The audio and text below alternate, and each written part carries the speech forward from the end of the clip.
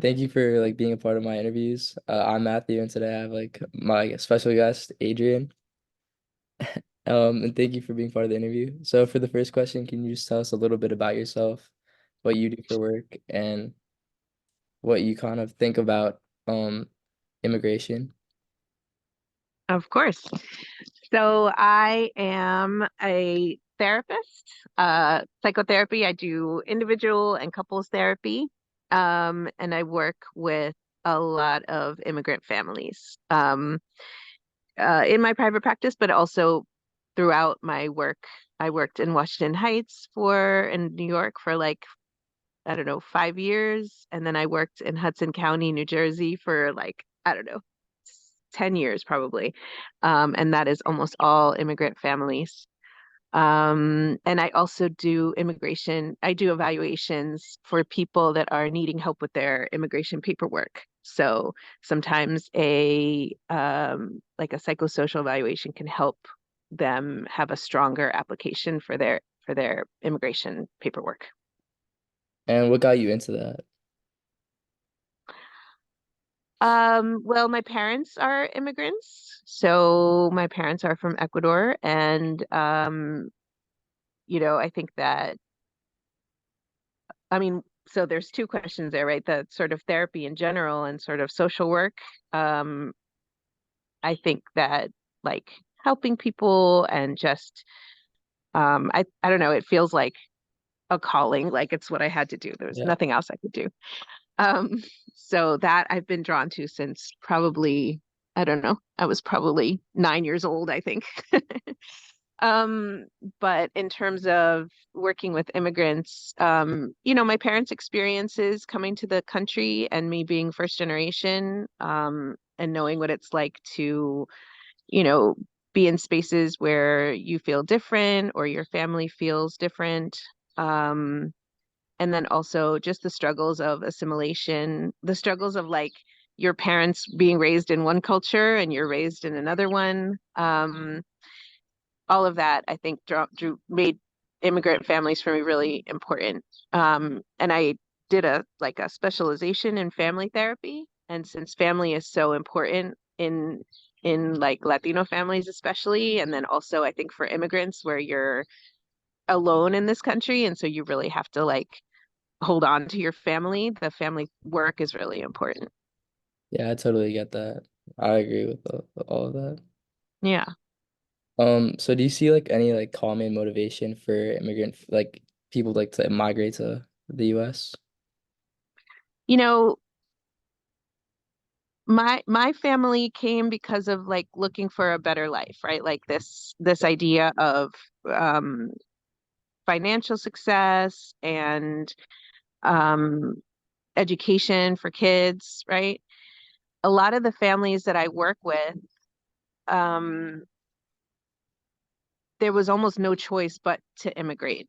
They were in desperate situations, um of violence, of um this like destitute poverty where they are, you know, bartering for food, basically, not having enough food to feed their families. Um, and where, one person coming to this country makes a huge difference because they can send money back to the people that stayed in their country. Um, so I think for some people it's a choice, and it's a really like just the pull of having a better life outside.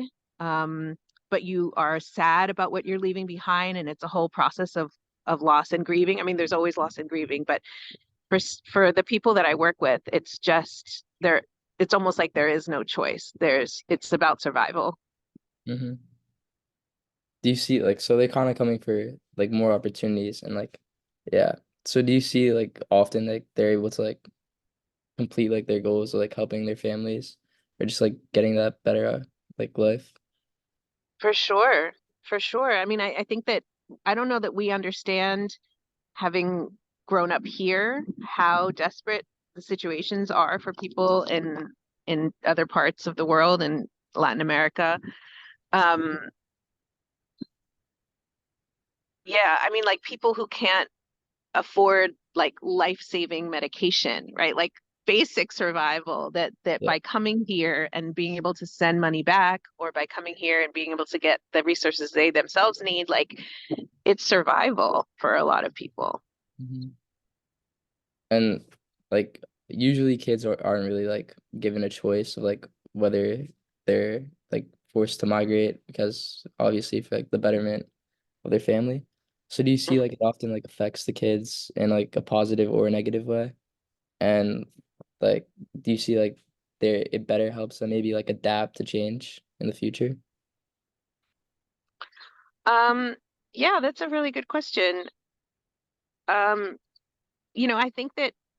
I think that we lose a lot, when you're not leaving a situation for survival, right? Like I think a family loses a lot in immigration. Like I just think of my own family and how rich and, amazing my family in Ecuador is, and the music and the sort of um just familyness, right? Like being together. My family was here completely alone for many years. Um, so I think we lose a lot when we immigrate, which people often don't talk about, like what you lose. Yeah. Um, of course, we gain a lot. And I really like the part of your question about like being able to adapt to different situations. Like, absolutely. Just being bilingual helps you adapt to different Yeah. situations and makes your brain cognitively able to seek solutions in a way that a monolingual person doesn't do as automatically. Um, and so, that makes a lot of sense that you're having to navigate different cultures. And that probably really adapts you well to navigating different cultures, like whether it's racial or work cultures or school cultures. Yeah, I think that makes a lot of sense. So you get more adaptive. Yeah. Also, like kind of going back to how you said most families are forced to migrate. Like, do you ever see families that kind of come here who maybe could have like m- been better off staying in their like home country? And do you think it would have been like, do you think they would have like them being better off like staying there would have like like do you think it kind of like would have uh let me reword that. Do you see like a lot of families like not having to like leave their home country. Like, do you ever see that at all? Like, they you think they would have been better off if they stayed? It's impossible to say, right? There are some, I think there's a way that the American, quote unquote, the United States like dream, right? Like Yeah, influences, like US culture is just permeates everywhere. And so there's this idea that life is so much better here, right? And sometimes I don't know, but I don't think you can ever know. Like I used to think that about my family, like I wish that we had stayed. And um but who knows? Like who knows what would have been different or what might have happened. yeah, Um yeah. So I don't know. I think for a long time I had that bias that like people should stay in their countries because my family should have stayed. But Um, but now I just think like people have to just make the best decision that they can in the moment. yeah. And yeah, I agree, but I do think like if they can, they should like because I know like there's a lot of like problems like like space like and like a lot of people are forced to go back because there isn't space. I feel like we should like try like emphasizing like being able to help people stay in their home country, which is just something that I've been like trying to figure out a way. absolutely.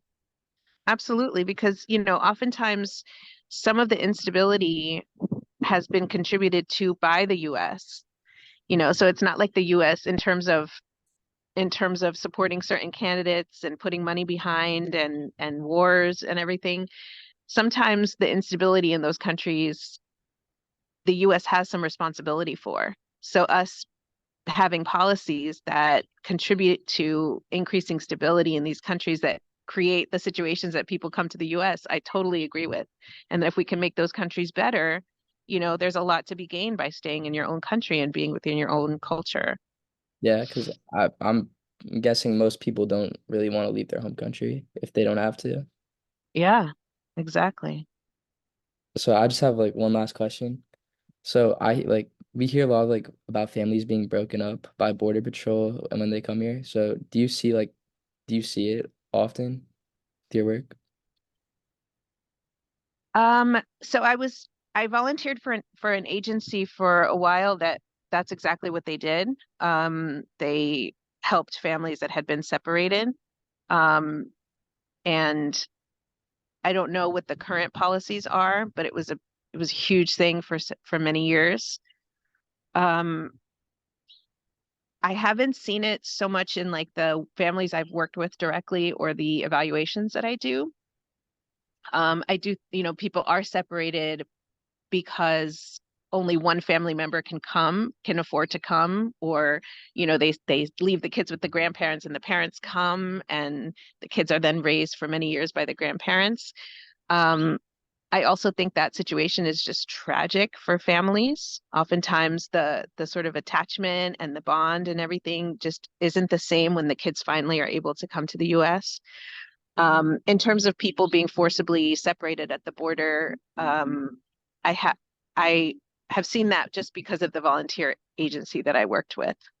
Yeah, Um, and it was, we helped families that were finally reunited to get everything they needed to stay together. it's a great agency. Yeah. All right, that's all I have for today. But thank you so much for